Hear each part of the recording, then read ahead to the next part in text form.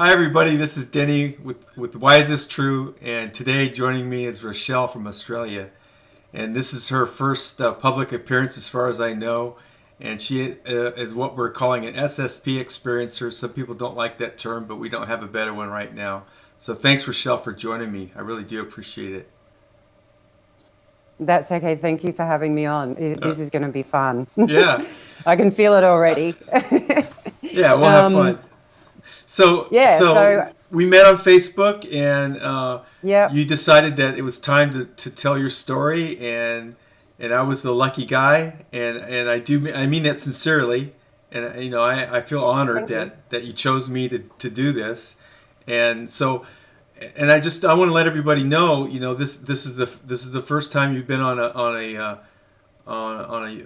interview like this, and you haven't told your story publicly, as far as I know.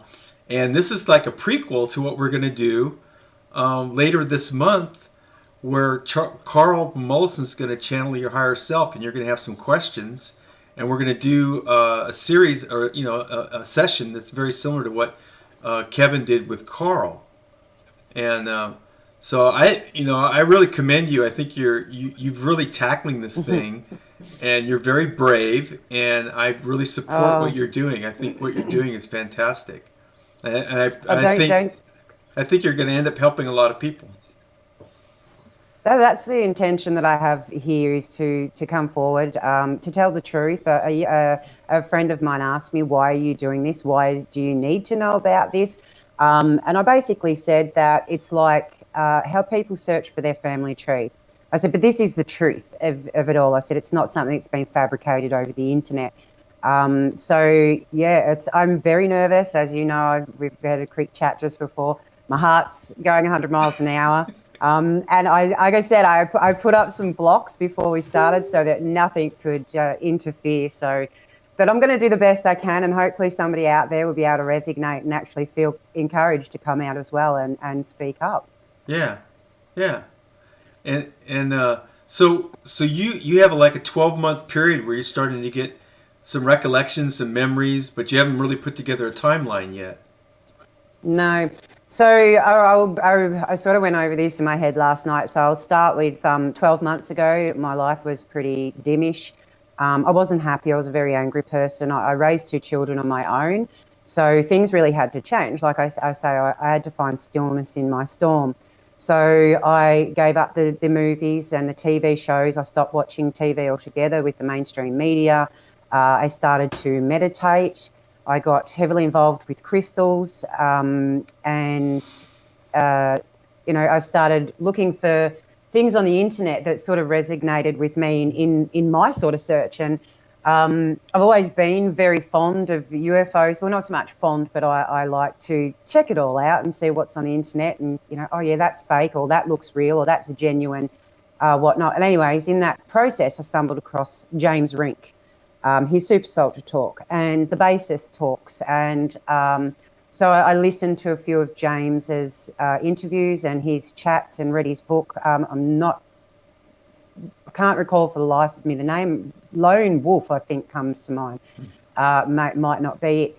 I added myself to the Bassist Project page on Facebook and listened to a lot of Duncan O'Finnigan, Max Spears and Sarah. I listened to a lot of their stuff. So I contacted James on Facebook and added him as a friend, and he accepted and inboxed him. It's sort of been a bit of a line along to where I'm at now, to who I'm connected to now. And through James's talks, he spoke to Peter from the ACIO. I'm pretty sure it's the Alien Central Intelligence Operations. Uh, Alien, AICO, It's Alien, no, no ACIO, Alien ACIO. Contact Yeah. Intelligence Organization. I think that's what it is. Yeah. Yes. So, Peter stated he did read files, but there was, at the end of most of the interviews that I watched, he said that he wasn't doing any reading. So once I had messaged James on Facebook, and asked him to please put me on the list, I would really like to. I'm interested in to see what information would come up, just in case. I said I'm not 100% sure But things like when James would speak about the scars that he had, scrapes, he had a scrape in his nose, which I also have.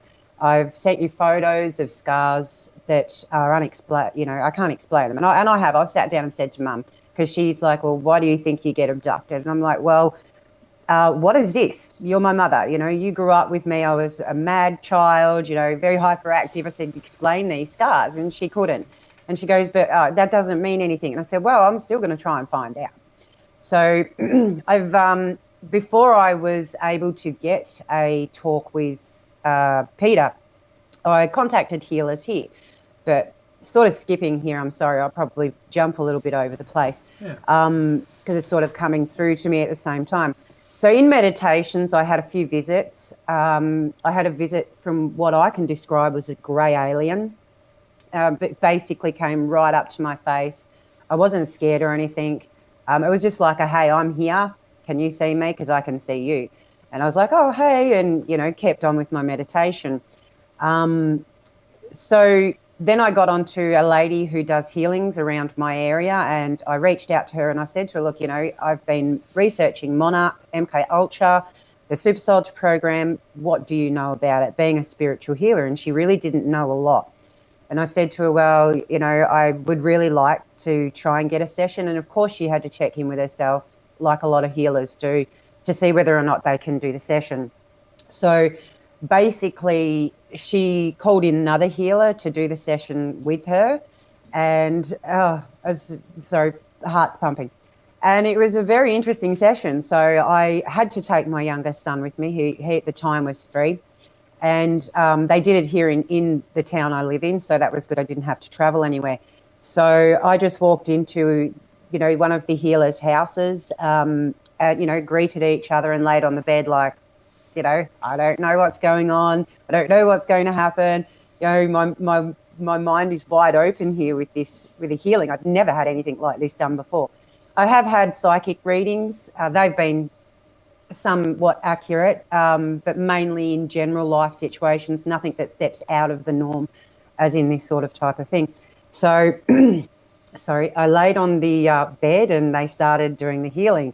And she mentioned through the healing, I obviously had a lot of black goo, so which I think is like the PAI, AI, the black goo is the stuff that, well, yeah, sorry, if you can help me out here a little. I'm still trying to figure all this out. So they removed a lot of that. She was extremely, what's the word? She'd never seen a chakra system like mine before. She said she's been healing for 19 years and had not seen a chakra system like mine. She said it's just phenomenal. You know, you have chakras here, there, everywhere. And she'd said my heart and my root chakra was blocked up. They had to fix that, cage it, to repair it and replace healing. She said the healing also would go on for another month after the initial healing. So then during the healing, she said this woman launched out of my body, fully kitted up in armor. And I was like, oh, I don't see anything, but okay, you know, continue. Very open-minded. I wasn't skeptical. And I was actually asking the other healer that was also there about this. I said, okay, so do you see the same thing? And she goes, yes. And this woman's angry. She wants out. And I'm like, oh, what do you mean out? And she said that they'd encased me in like a hyperbaric chamber. I think that's the word. So it was like a big glass chamber. I didn't know until later what it all meant, which I'll get to. So she said she's very angry. She goes, very intimidating. She goes, I'm not frightened. She goes, but she is extremely intimidating. And I said, oh, okay. Does she look like me? And she goes, yes. And I said, well, does she have blonde hair like me? And she said, oh, it's darker. And I'm like, oh, okay. So this is what the hell, you know? So then she continued on to say that there was a man banging on the glass, which she said was my brother, Duncan. I'm positive his name was. Sorry, I'd have to get back on that one. But, you know, until he figured out what was going on, obviously that I was having a healing and they were healing me, he stopped and calmed down. A child came through in the session, which was really odd. Excuse me. She removed a lot of implants and there's a lot more. But, you know, that was basically to touch on what I could presume was a super soldier. So, in again, when I was talking to James and watching his interviews, I actually connected with Adrian Espinazo and became, he's lovely. He's a lovely man, and he does the Skynet files. And I had actually asked him if I could have a session with him also. So the healing had finished and come home, and then Adrian had messaged basically immediately and said, "Okay, let's do this." And I'm like, "Oh, okay." I'm still sort of freaking out about the healing session and this woman that came out. So it's like, anyway, so Adrian pretty well much, like, these people have never ever met, they've never spoke, like, I've never met you prior to this, I've never met Kevin Trimmel or Anthony Zender, but what I know that I haven't met them before, KJ Snoops, etc., James, Adrian, whatnot. So Adrian started to tell me some things that were on this Skynet files, and he basically explained that well, you see, I didn't tell him about the healing and who came out in the healing, but he mentioned about this. I'm guessing it's an AI super soldier. I'm not 100% sure. Whose name was Rose Pitts. Very good hacker, very fast, Kruger runner, involved in all that sort of type of thing, and also mentioned other things about MK Ultra and so on. So I was like, okay, so this is really starting to freak me out. And at the same time, a friend came around, and Adrian had mentioned some scarrings on my body that he said were in the file. So I'm like, oh, check these out and see what you can see, because I clearly couldn't see them. They were on my back. And she said, yes, they're there. And that was really freaky for me. So initially, I kept searching, I kept reading, I kept listening to interviews and whatnot, and then found out about the SSP, and I was like, oh, okay. So I wonder if, being an MK Ultra and in the mind control, I mean, mind control is worldwide, obviously, but this is the secret programs. Am I involved in that also? So then I eventually did get so we're trying, sort of skipping forward, I did get the chat with Peter Berger 3 months after I'd initially asked for the chat, which was, that's fine. And so Peter had mentioned that in the ACIO files that I'd been used in the hybridization program. So, and I didn't understand. I'm like, what? So what have they used me for? And he'd said that, so I was taken to Canada, and I sort of laughed because, I mean, being who I am and I'm being a joking, I'm like, oh my God, I've never been out of Australia. So I've been to Canada, woohoo! Trying to make a little bit of light sense of it. And it cracked me up because I've been up to Queensland here in Horsham, here in Australia, but not any further than that. So I was like, Canada, wow, I've been overseas, woohoo! So he said that I was a part of being able to recognise who was best to be used for the hybridisation program. Skipping back again, sorry, Adrian had mentioned that I have 12 children on Mars, so clearly I was also used in the breeding program. So then Peter also mentioned handlers and so forth. He also mentioned that, yes, I am a Kruger runner, MK Ultra super soldier, that I had done missions with Adrian on Phobos. So is it Phobos? Phobos. Phobos is Mars's. Yeah. So Mars's moon. Yes. Which was which sort of made me click. Okay, so that would be where my connection with Adrian would be, and that I had done missions with Adrian on James on Andromeda. Is that how you pronounce Andromeda? My Australian lingo. So, and we'd removed black entities from Andromeda, so it sort of made me realise also, okay, so there's also a connection with James. So basically, there was a little bit more information there that led me to, yes, okay, so I have been a part of the secret space program. So why don't I have any memories? I feel dumb, basically, in that sense, which I also understand is part of the programming. My memory also is very little from before the ages of 7, probably 8 as well. I have vague memories of anything. And I've watched interviews where healers have said, oh, they remember when they were born. They remember being in the womb and prior to where they were before that. They remember, when they learnt to walk, when they, their first everything, and, kinder and all that sort of thing. And now I only have photos to go by, which are very rare also. Excuse me. So I just started to put two and two together, and it really freaked me out. So it was like, okay. Then through that, I've connected with Anthony Zender. I connected with Tony Rodriguez, Penny, and a few others in the SSP group. KJ Scoops. Sorry, my memory's going really bad. My brain's sort of going 100 miles an hour at the moment. I've had really good chats with Anthony through Adrian. I've had some chats with Anthony through Adrian and a couple of other people that were involved in like a Skynet type of chat over Skype. And only recently I felt like I've had some type of recall. So the first type of recall was I was in an Asian country.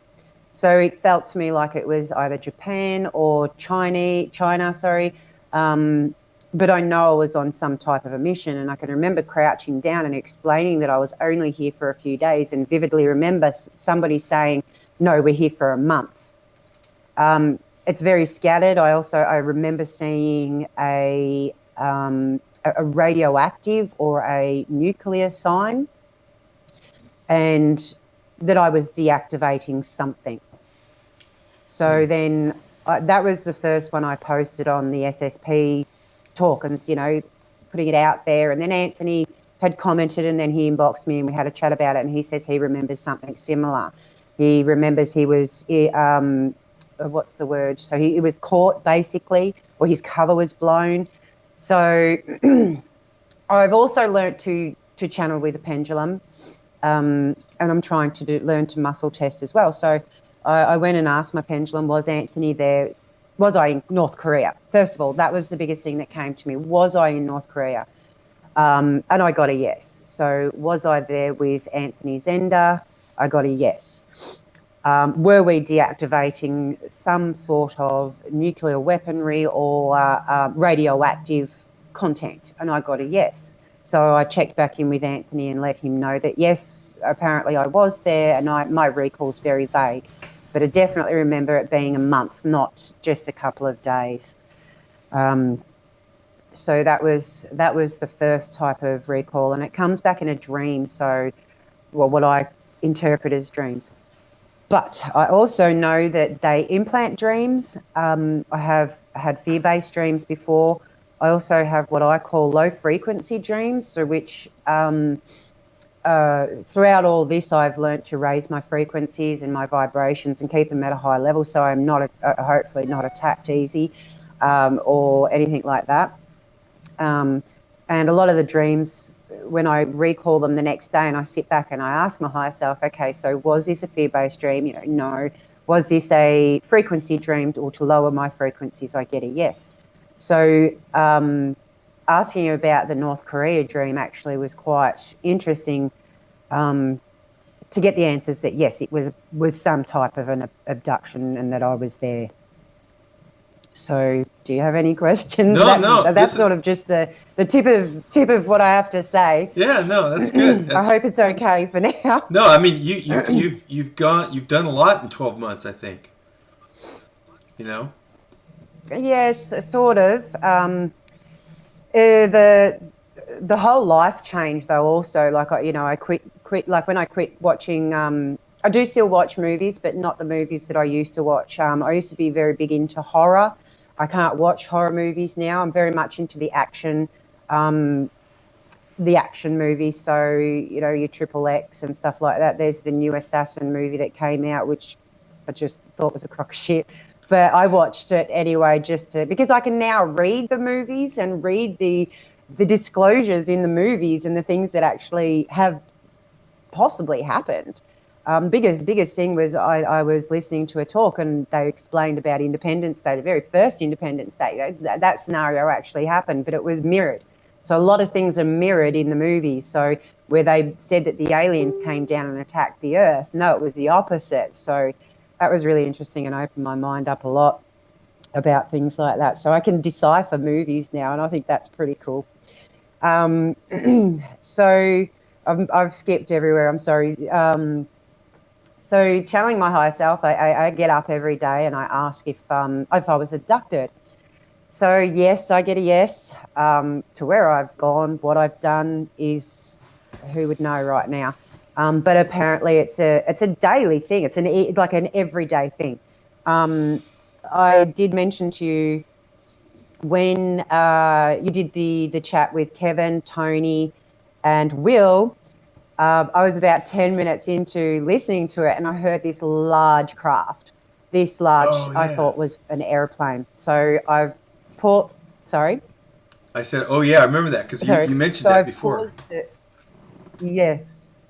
Yeah. So now we had clear blue skies here where I live, and it was an absolutely beautiful day. I was in a singlet top and, it was warm. So I paused the interview and raced outside with my binoculars. you know, I look at all the planes and everything that go past because I can see where the drones are coming past and stuff, and they're spraying the chemtrails. So I raced outside with the binoculars, and this thing was right above me. It was so loud. It was like, why can't I see it? There was nothing in the sky at all. Just absolutely nothing. I couldn't even see a glimmer of any type of a haze in the sky. And it went over really, really, really slowly. So that sort of freaked me out. And I thought, oh, okay. So I came back in and continued to listen to which I've written this one down as well because it was quite significant. And I said to my older son, did you see anything? And he's like, no. And I said, did you hear it? And he's like, yes, Mum. And I'm like, wow. Okay, so I'm not batshit crazy after all. So if my son can hear that and there's nothing in the sky at all, then yeah, I'm freaky shit. So anyway, so getting back to the second recall from what I can understand was I was a prisoner. So I was in a male prisoner's body, and I was with what I could gather was like a honcho of the prison. You know how you have your bigger guys type thing, not so much as in bigger belt, like I don't know, they sort of control the prisoners type thing. And I was in the cell with this prisoner. And I felt though I had been swapped into this prisoner's consciousness, or my consciousness had entered to him, which really didn't make any sense to me because I'm still learning about all this sort of thing, and any abilities that I have, I'm still learning. So we'd had an altercation, we'd had a disagreement, and I remember that he had me by the shoulders but had his knee in my back. And I remember in bed arching my back and feeling literally the knee in my back. I was like, okay, this is weird. So instantly swapped from that prison person, prison jail inmate, to what I can only describe as being sitting in another male's body in a control room. There was monitors everywhere, and there was other prison guards there.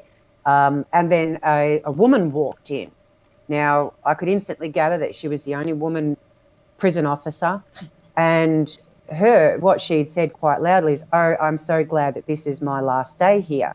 So what I'd picked up was that she'd been there for 3 years, and I instantly knew, okay, so whatever infiltration is in this prison, it's from you. Or if you're the bogey in the prison or you're going to do something, you are connected with this prisoner that I was with, when the knee went into the back. So then I was instantly out of that body. But like I remember, I looked down, I had men's slacks on, I was on a black swivel chair. There was like a crate entrance, which she walked into, which was an open door. There were several other guards sitting there, and there was also several other guards with locker rooms at the back. So that was quite freaky to wake up and think, okay, so I've been swapped into another person's consciousness, and I could actually physically feel what they were going through. So I sort of interpreted that one myself, that there was obviously something going on in the prison, that I was put in there to find out what was happening. And once I got that intuition feeling from this woman, I was out straight away.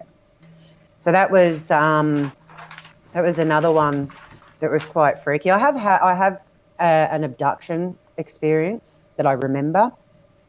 I was in my bedroom. I have a low-lining windowsill. It's probably about three foot off the ground. The curtains are down, and the big black drawn block-out curtains is what we call them, so they block out the sun. And I was up underneath the lace curtain, and I was looking up at two crafts that went over. Now, it's the TRB3, TR3B or TB3R, excuse me. TR3B. The triangular crafts, but there was two. There was two that went over and followed each other, almost like they were linked. But the first one, it had the three lights on it. The second one didn't. So I'm just going to have a drink. I have a dry throat. So I definitely felt the first one was a military craft, just from what I'd read, but I also intuitively felt that it was a military craft. The second one I didn't feel as though it was. So this is within a split second, and then I was sort of coming through, but I was laying on my back. I dove on my back, and my whole body was vibrating, like, the intense vibration from a mobile phone, but from my head to my fingertips straight through to my toes. And I sort of come through, and it was like a little bit of a heart palpitation. It was like, oh, shit, did that just happen? What the hell was that? And I could clearly, vividly remember that one. That was my first recall of being abducted. Apart from that, I have not been able to retrieve any recalls of being abducted. So, so do you want me to just continue? No, I do have a question. So, have you started to work on the questions for your higher self yet? Yes, definitely. Considering yesterday I was listening to, I listened to KJ's, Kevin's and Anthony's talk, and where KJ actually mentioned about the March 5th, 1979 gamma ray incident, really triggered something for me there. So I once I'd had a good listen to what she had to say, I went back and I channeled my higher self and I asked some questions. And I get a yes that I was there with them, which sort of makes me feel, okay, so maybe this is how and why I know Kevin and Anthony, because they were also there. I don't know anything. But my father was the one that was there with me, and I was apparently 10 years old. So did you get that? Yeah, we do have a delay. Your internet just... Yeah, we have a bit of a connection problem now, and there is quite a severe delay. So that's going to make the conversation a little awkward, but we'll be okay. So I did want to ask, do you have any family, your mother, your father, your grandparents that you know that had any contact experience, or were they in the military? Okay, so my background within my family is very dodgy. I don't know a lot. I know on my mother's side, somewhere along the line, somebody did serve in the war. That is something that I'd really have to actually ask my mum. But I don't have, I don't see my mother very often at the moment. My father is an interesting subject, really. His parents were from England. My grandfather was a hematologist. I hope I spelt that right. So he was a blood doctor, which is quite funny, really, considering everything associating with DNA and all that sort of thing. And now my nanny was a midwife, and they did have dealings with the war. When my nanny had a child that died not long after childbirth, and this is a story about how my father came into play. And anyways, not long after was her birthday, obviously, and she'd asked, her husband had asked her, what would you like for your birthday? And she said that. So, and she pointed at this baby that was in the hospital, because obviously they worked in a hospital too. So they adopted my dad, and his mother, from what I am told, was a very distinguishedly red-headed Irish woman. Very young, obviously, 15, could have been 14, 15, 16 years of old, but had given up my father for adoption. So my grandparents adopted him. Now, I always used to think that there was some German in my family. But my mother said to me that, no, your father actually did go to Germany. He worked for Volkswagen there for quite some time when he was very young, so when he was 15, 16.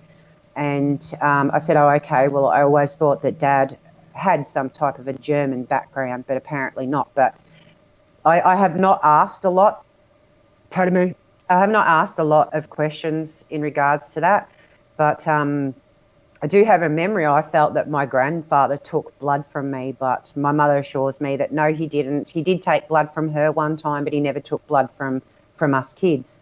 But with everything, it's so weird and nothing really made sense. So I also have a very vivid dream. When I was younger, my father was also involved in that.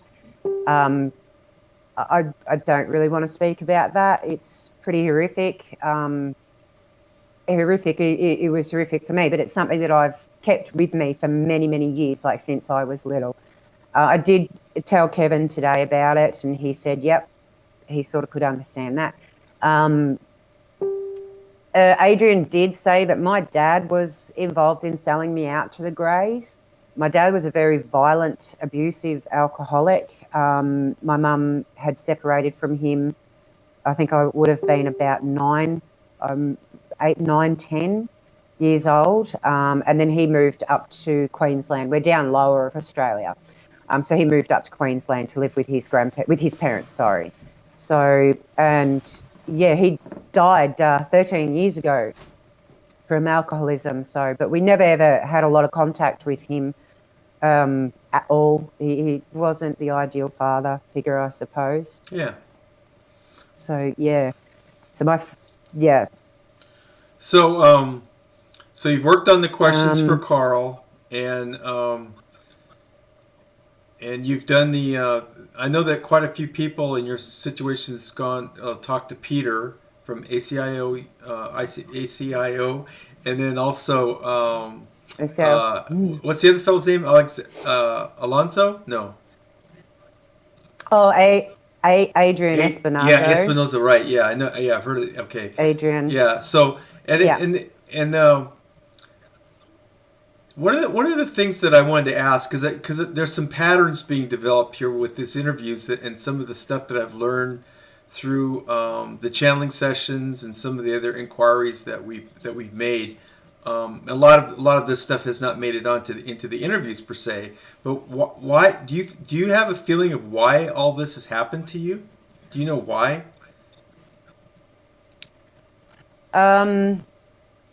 Yes and no.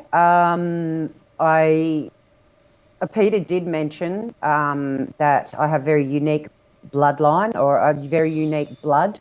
He actually mentioned that I've been used, not misused, which in his terminology could mean different, but I took it as though it's not bad, like not as in the sexual ritual abuses and stuff like that. I could be wrong. But he did say I have very unique bloodlining. He mentioned that I have over 30 different, sorry, you just cut out. Sorry, 30 different races of ET DNA. I have very good abilities. It really still is still, I'm still unsure. I feel that obviously myself and others that have been used to the SSP, we have those unique abilities. So that's why we've been used in this sort of, in the secret projects. So what used for what? I think that's right. Do you have do you have a feeling for like you were used for what purpose? Well, for obviously for whatever abilities I was able to give to them to help them to open up whatever it is what they use us for in the projects, like the gamma ray experience. Obviously, we were, from what I can sort of understand, the frequencies that we were able to emit and the energy us children were able to emit. It's a very powerful weapon from what I can understand. I do get weaponry where we're used as weapons. Obviously, super soldiers are used as weapons. But yeah, that's also still something I'm still trying to search for. The whys. Why were we used? What is so unique about this, girl in Australia? I've always been the black sheep. I've never felt like I fit in, which is a lot of the things that a lot of people talk about when they do. I've also, listened to interviews where they say that they had a really good upbringing, good education. So it's not just certain people that have been targeted or picked, but there has to be something about us that is significant, especially for the fact that I feel I'm still used to this very day. Whereas Kevin, I think, said that or Elena, Elena. doesn't get used anymore, or she's put a stop to it. So I'm still trying to get those answers out myself. I mean, I speak to very rarely anybody about this. So this is really huge to come out. I have 3, maybe 4 friends that I have said this to them, and they're sort of like, oh, okay. 2 of them are healers, so they do channel their higher selves. For their privacy, I'm not going to mention them. And they have also had recall of missions on Mars and the Moon. And one had messaged me and said, yeah, we were in North Korea. You, myself, and your other friend, we were the 3 of us seemed to do a lot of what you would call missions, I guess, through this together. And I said, I just don't understand why. Okay, so it's called secret for a reason. I still don't understand. So I don't have secrets. I'm an open book to my friends. I have lost friends throughout becoming spiritual. Because I quit eating meat, and they're like, oh, why did you quit eating meat? You need iron. And I'm like, there's other ways to get your iron source intake than eating meat. I don't, like, my kids still eat meat, but I don't. I try to pretty much cut that out. I don't drink alcohol. I quit alcohol because I realised that it's called a spirit for a reason. Because when you're inducing enough of the alcohol, your spirit leaves the body. It doesn't want to be in there anymore. So I quit alcohol, and I turned 40 in May. So I had not a huge party, but I had a party, and everybody was getting quite happy and carrying on. And I was doing these little half capfuls of moonshine in the drinks so that they would, but I was just happy, and they thought I was rotten drunk. I said, no, I'm not. And I woke up feeling the best in the morning, but everyone was quite hungover. It was such a good night, though. I had so much fun, and I had everybody here that just understood me and understood my weirdness. And, all of them are very open-minded, and it's great. It was good. It's really good to connect with people. That's why I love the fact that I've connected with, I don't speak with Adrian as much, but I still reassure him and tell him I love you, Adrian. With everybody I've connected to, they have just been amazing, and the support's been wonderful. Everyone is just so friendly. It makes such a huge difference to have that. I know.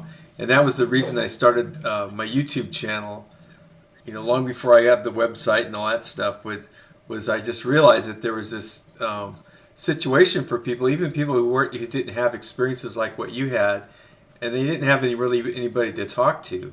And if they did talk about the things that interested them or the experiences that they had, they would just get these cross-eyed looks, and people go, gosh, you need to get some professional help, or all this kind of nonsense. And a lot of the people who actually pursued getting help would end up in worse condition than they were when they started.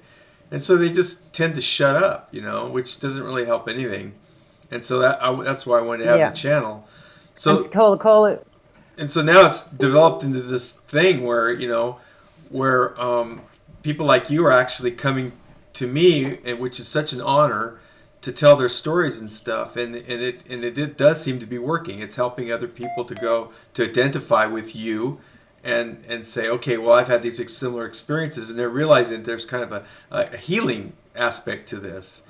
And there's a community forming where people are not judging each other, just trying to support each other and get this information out so people could figure out the questions that still remain. Like, why is all this going on in the first place? And that's what I really am interested in. I mean, we can get all involved into the spacecraft and the weaponry and the missions and all this other stuff, but I think there's a more important question behind all that, and that is, well, why are you being taken for breeding purposes, for super soldier purposes? And there's an Yeah. answer to that question, and I think we're starting to get close to what it is. And I think it's going to be kind of surprising. I have my own opinion about it, but it really doesn't matter too much. I mean, what matters is Okay. that this information comes out, people get a chance to digest it, and then kind of incorporate it into their own experience, their own worldview, and eventually we will figure this out. And eventually it'll be pretty Yeah. be a I pretty solid answer because you're going to have a lot of testimony. I want to thank you though, because what you're doing is amazing. Really, what you're actually doing for people like myself, Kevin and Tony and Will, is giving us comfort in being able to speak about it and feel not like, we're going to be put in an asylum or that we're going to be put into a mental asylum, basically. You give us, yeah, like you said, it's healing. So as much as you say thank you to us for opening up about this, we really thank you. And it's great because, like, I feel like I have, in a sense, I mean, I obviously was very worried about coming forward about this. I hate speaking on a camera. I never ever am in front of a camera. I had a band-aids over the camera view of my phone and my laptop. Like the kids go, we want to take selfies on Snapchat, Mum. Why have you got this? Don't you take that off. Just leave it. Someone's watching you. So, the crazy psychotic mother here, don't touch my phone and get off it. And but I'd allow them to do it. But the thing is, you're doing us a favor also by giving us that outlet, and you're putting it out there. And you know it's relieving. It's actually comforting to know that somebody out there actually doesn't want to go, hey, we're going to put you into a white truck and send you to a mental asylum, which we have some around here. We have a couple of mental asylums, in Ararat, which is an hour away from where I am. So I do have security training. I was a security officer there for many years. So like there's little things that make me think, why was I used? I don't have any military experiences. I've always been interested in the military, and I've watched a lot of war movies and so on. But I did at the age of 18 get my security officer's license, so I was actually a security officer, crowd control. A friend actually asked me, what kind of fighting background do you have? I said none. I said street fighting in the Bronx here when we grew up. I said, we would fight with the neighbours all the time, and anything went in the fights in the Bronx with, pulling hair and poking eyes out. So I said that's basically the street fighting that I've had. I was a gymnast for a long time, and I did do kickboxing for a couple of years, so on and off for a couple of years. But I really don't have. I mean, look, I excelled in my security officer's course, but apart from that, really nothing. But I am very multi-talented. There's nothing that I can't do. I fix my own car. I'm mechanically minded. I'm a mum, so every single thing that goes under being a mum. Doctor, a cook, a cleaner, everything like that. But I've done many different jobs in my life, but nothing's ever really. I'm just multi-talented. My family go, oh, you know about this. I worked for Telstra, which is a telecommunications company, big telecommunications company here in Australia. I worked for Telstra for nearly 2 years. I excelled in that job, but it wasn't very technical. It wasn't like I was, doing programming or anything like that, which, comes back to the rose pit that Adrian spoke about in Skynet, because she's a programmer. And I thought, well, I'm good with telephones. If anybody has a problem or an issue with a telephone, they all the family would just ring Rochelle, and Rochelle will be able to fix that for us, and she knows how to work them. Doesn't matter whether it's a 20-year-old phone or a 5-day-old phone. She's really good with that. So so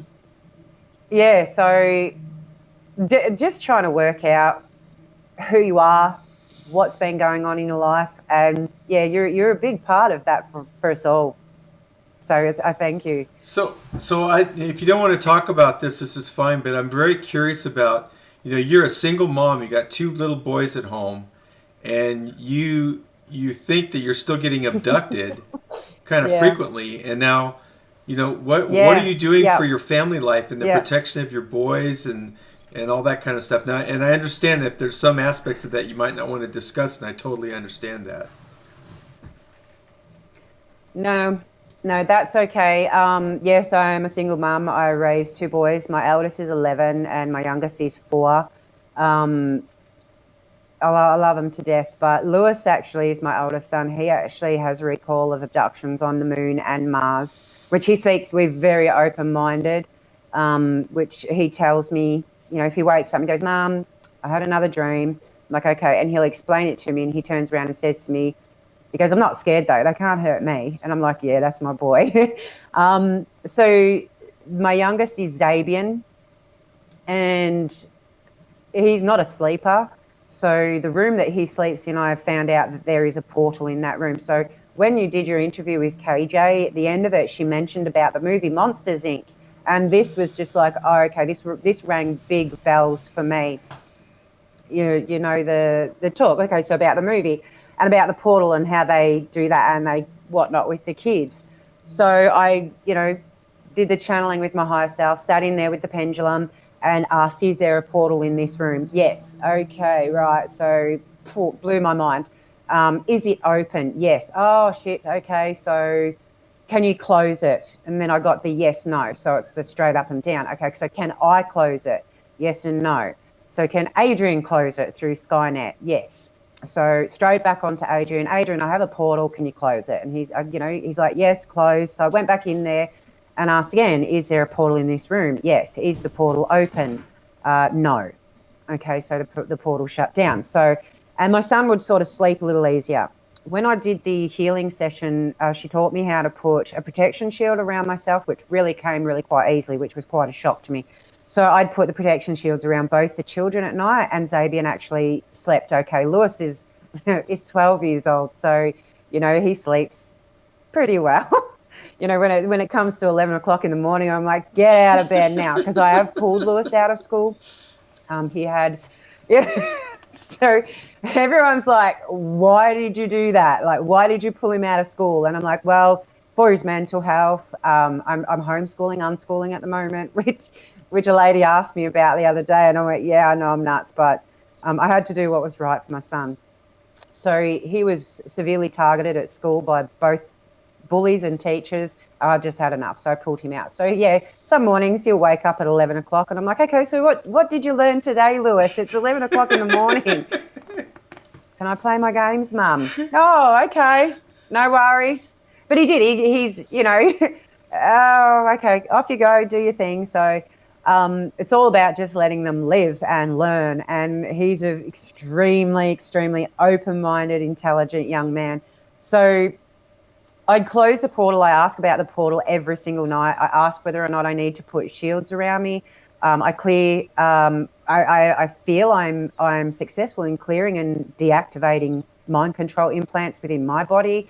I ask if there are any active mind control implants in the boys' bodies, and if I get a yes or a no, I clear them or deactivate them. I've spoken to Penny Bradley a few times about the implants that they've put in us, and yeah, if they can't remove them, they'll kill us. She simply said they physically can't remove certain implants, which Peter did mention with this scar that I have underneath my neck here, which is an inch long, which the implant is actually at the back of my neck and does have something to do with blood drainage. So that freaks me out. I'm like, oh, great. So, my children will wake up and I'm in a pool of my own blood and this, but nothing has happened so far. Nothing physical has happened.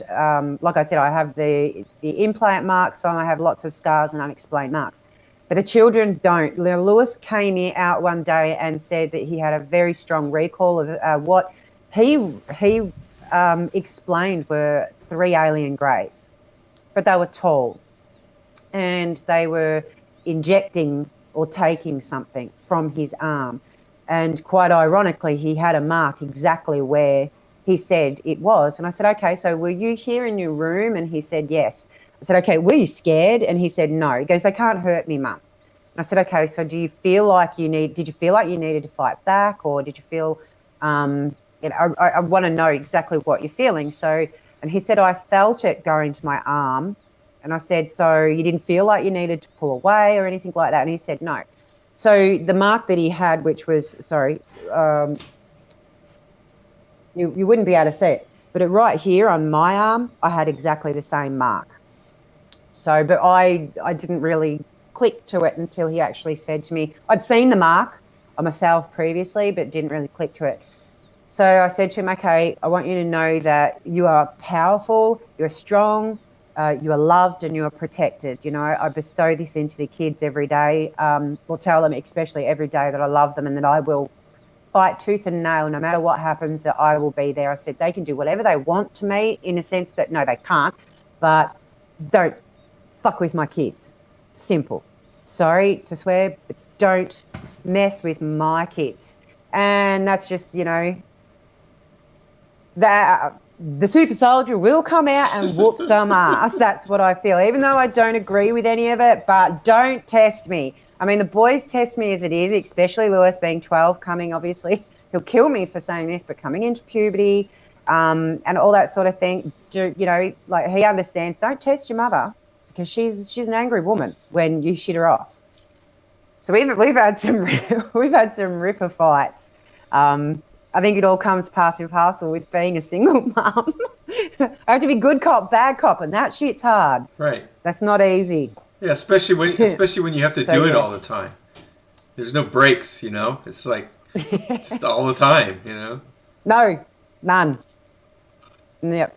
Today I was fortunate enough. One of my friends is a very dear friend to me, very spiritual man, very understanding of everything that I've gone through, and he has his own little stories as well. They're not stories, mind you, but this is how we've put it across. And he's taken them for, I said, you know, you bring my kids back in one piece. I said, because you don't want to see what happens if they come back in, you know, several different pieces. So he's taken them out for an hour or so. I said to him, you know, I'll let you know when I'm finished and you bring my kids home. And he goes, no, we're going to be a few hours. No, you bring my kids home. So, and he's great. He's great support. He really is super great support. And he's because my youngest, his father hasn't been in his life for 3 years. And this man has taken on, Zabian basically chose him for his male role model. And it's beautiful to see. He's so content. You know, when with the fellows here, it's like, well, we don't care about mum. Oh, whatever. Okay. So I sort of get a break when he comes around. Well, that's good. That's good to hear. He's a good man, and I have a good little circle at the moment of friends that are really, you know, I'm surprised I haven't called a mental asylum, but they're really good. And they're good with my decisions with the kids, so I don't know. I might actually have to, enter myself into a mental institution soon if some answers don't get, answers. No. No, I don't. I won't. I think you're on a really good trajectory, you know, and this thing with Carl that we're going to be doing really soon. What is it, next week that we're doing that? Is it the 19th? I think it's the 19th, right? Yeah. 19th. Yeah. That's exciting. I'm excited. Yeah, October 19th. Nervously excited. Yeah. I'm nervous. So, I mean, that's going to help. I think, you know. Be good. Yeah, so far, the ones that I've heard about, and there's like 4 of them now, in addition to Kevin's, you know, that were done privately. I got to listen to an MP3 file of one of them, and it was so cathartic and healthy and healing for this guy. He's going to go back and do another one, I think, with Carl, and then we're eventually going to do an interview at some point. Yeah. And then there was 2 other ones that I just heard about, like, peripherally. I didn't get to listen to anything, and so it's a great next step, because you're going to be able to ask questions that will help you with your dowsing, maybe. You know, like something to verify the dowsing procedures that you're using or not using or whatever. I mean, there's a whole, you can imagine, there's a whole bunch of things that you could get into Like especially like with dowsing, a lot of times it always has to be like a yes no yes no. Well, with the channeling of the higher self, you can get into stuff that's more Yeah, complex. That's not really yes no. You just need an explanation kind of thing. And so, yeah, the sky's the yeah. limit. You know, That's that's that's it. Sorry, that's the exciting part. I have a girlfriend who does have conversations. She calls it her intuitive speaking. She has conversations with her higher self, but like I explained to her, look, um, there's sometimes you can get disruption. So just be aware of what you're asking and the answers that you're getting. But yeah, with the yes no answers, like I'm like, why can't I hear my higher self speaking to me telepathically? Um, it's annoying. And here's this girl who I've met and she can do it. But I'm like, this is fantastic. This is your direction. This is your path. And I will keep doing, the pendulum readings until I don't need to do it anymore. So yes, it's going to be good to get some actual proper conversation answers than just the yes, no, or the maybes. It's going to be big. It's going to be big yeah, for me. yeah. I'm so happy to Yeah. I mean, I would love to do this even if we couldn't have include Carl in it, but it's so cool to be able to include him in it, and he's interested in it. And way back when it was his idea to do Yeah. all this in the first place. So I'm like, I just feel like I'm on the, I don't know, I wish I could take credit for everything that's happened, but You're a the lot of it's angel. I just. said that. No, you're the angel. I said that. I actually went and asked my higher self, is Denny an angel? Is Denny and my friend Steve, are they angels? Oh, And I got a big yes. And I'm like, yes, are they earth oh, angels? Yes. oh, okay. Oh, as if I think you are. Well, I could tell. Because I could tell you're you. not. I could tell you The some. thing is, I think it. I could tell you some stories that would make you maybe think otherwise. I could tell you some too. I don't think. Yeah, I grew up like nah.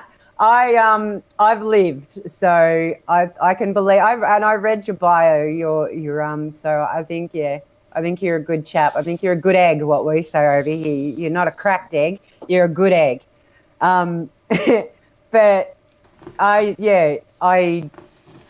don't know. It's you're doing such good work for people. So whether you think you're the middleman, you're helping people, Yeah. Well, the good news is and that with the several you're of us, service to others. You're not service to self. I have my moments.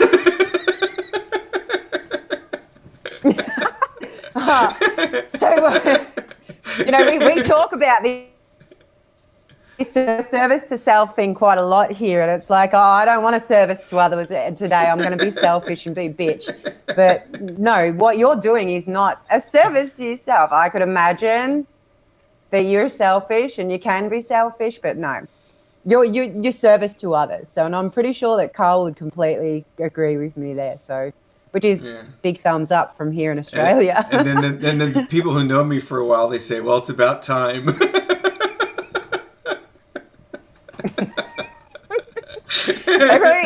Your devil horns have actually been grounded down. Yeah. So they've been taken away. Yeah. And then it was replaced with a halo. Well, I got a haircut today, so they're not sticking out. Well, all right. Well, I'm looking forward. I'm looking forward to. My children have the devil horns. Oh, okay. Yeah. I'm looking forward to the 19th, and I'm glad we did this first interview because there was a question as to whether we were going to do one or two, and I think it would have worked out because I would have spent some time in an introduction for everybody with you before we started the channeling session.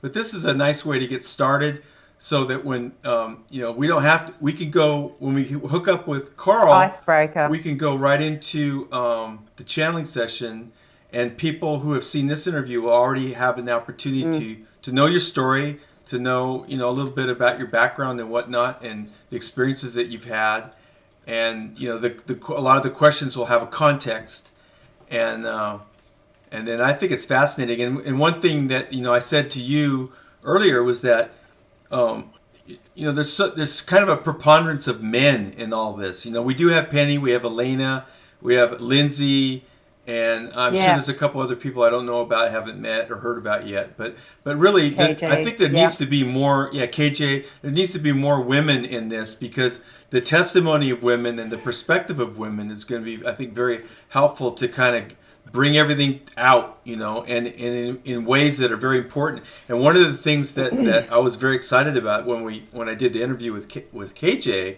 was the fact that she has kids too, and that whole aspect Yeah. of having kids involved in this, which for a lot of people is kind of scary, because they don't, it's just dark, Yeah. why do kids have to be drug into this too? So with a mother who has that kind of like vicious side, I'm going to protect my kids, and for other experiencers out there who have kids like that, Hmm. them seeing you and the way that you're dealing with that situation, that's a big deal. That's a big important part of Yeah. this. Yeah. Don't mess. Yeah. Don't mess with my children.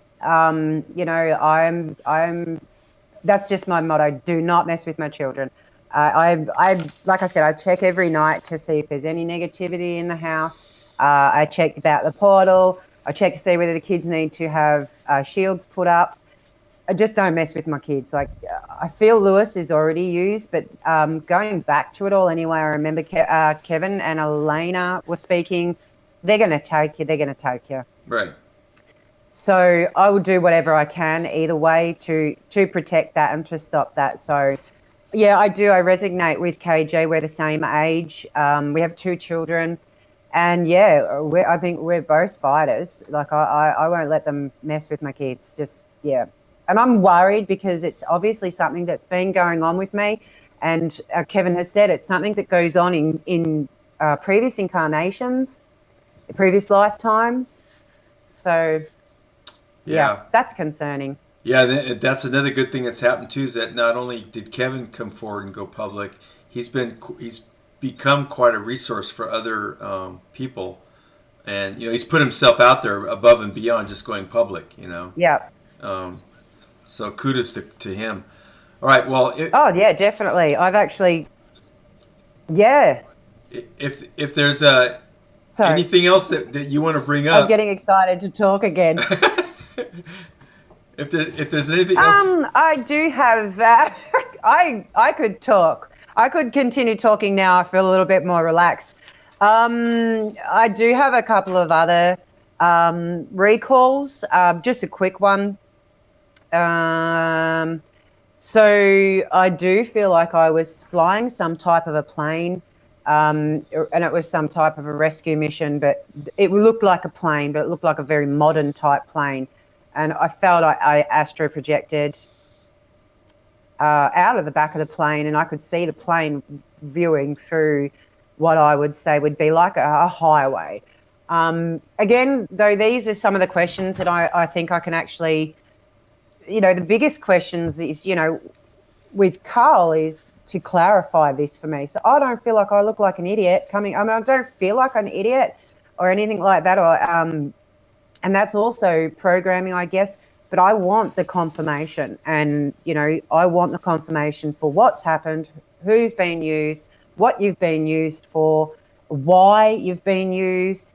And, yeah, like you said, to find out how my channeling with a pendulum's going and my muscle testing's going, to get clarification on that would be just amazing.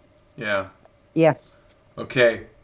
Well, with that, I think So, yeah, we can wrap it up if you like. Okay, let's do that. And Yeah. I just want to thank you again, and I want to thank everybody for watching. And stay tuned because Rochelle and I will be back with Thank you. Carl, and we'll do the channeling session, and we're gonna do some more revealing and forgiving. Awesome. Okay, bye bye everybody. Yeah. Thanks.